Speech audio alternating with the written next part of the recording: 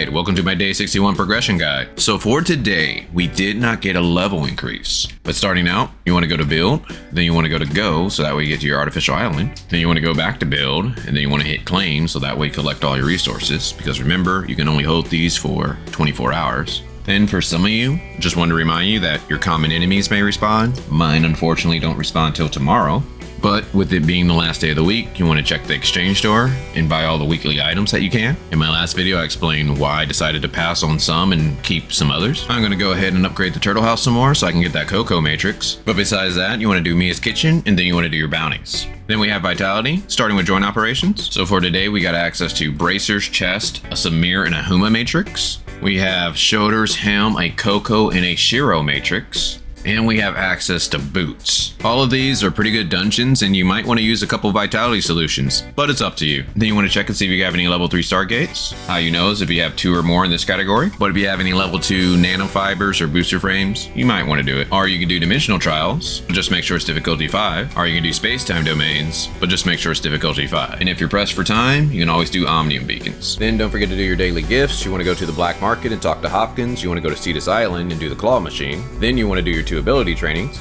Quick tip, if you get the rhythm training, Samir is MVP. Next, you want to maintain your vehicle. So some of the best places is Astra Shelter. The next place would be Bangi Shelter. After that, we got the Black Market. And the best place, High Crows. Also attack any elemental rocks you see for crystal. Then we have Vera Orienteering. We're getting close to reaching 100%, which it can grant us 100 dark crystals. Also want to go ahead and point out the journey store. Every day, this elemental or shard box refreshes. So you can pick this up, but I don't think this is the greatest thing to get because I have like 700 of these things. But if you want to just try to max out and get all the rewards, you can try to get this daily every day until this event leaves. So you just need 3,000 points to do that. And still the best way to get energy, I believe, is just fighting Sobek or Lucia. So if you fight them 6 times every day. But I did want to warn you guys that tonight we have an emergency bug fix. They say they're going to enhance the game with this maintenance that's happening. So around 2 a.m. it should go down. So if you're procrastinating a little bit and you need to knock out some of these weeklies, you might want to do it a little earlier tonight.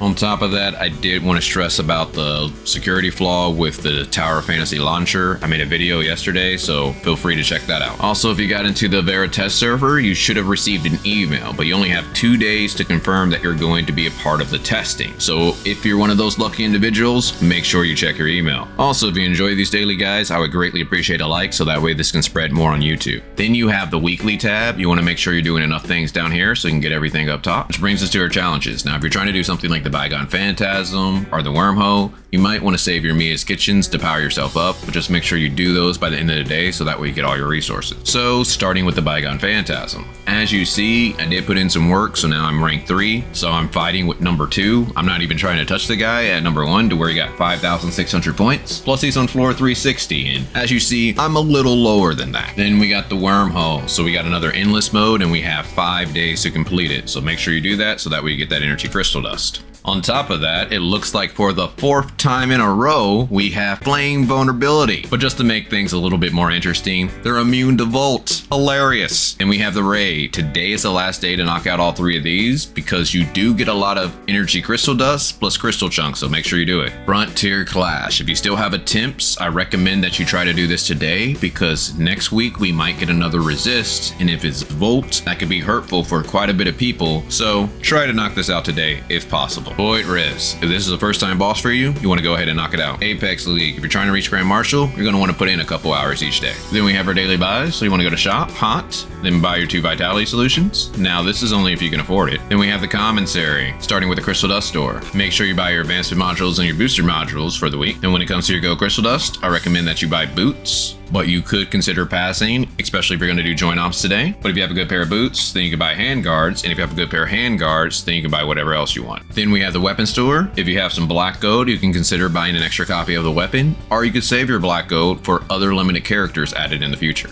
Crew store. The only thing I recommend is that you buy relic shards, and the relic shards that I recommend are either Space-Time Rift, if you don't have a level 3, or Omnium Shield. But how you get crew points is by doing your daily donations and knocking out your 4 missions for the week. But again, I want to do password chests because you want to save those for Vera. Then we got the support store. You want to make sure you buy your 3 joint supply chips for the week. And how you get support points is doing a Frontier Clash normal, to where you can get 375 support points, machine parts, and lots of experience. Or you can do Matrix Drills difficulty 1 in a team of 2, or Void Risk, to where you can get 150 support points. Or you can farm world bosses, force decipher, get 100 support points, as well as machine parts. But besides that, I would go achievement hunting, explore the map, or go mount farming. Well, hopefully you guys enjoyed this. If so, feel free to join the Discord, to where we give out daily codes and I answer questions. But other than that, talk with you guys later.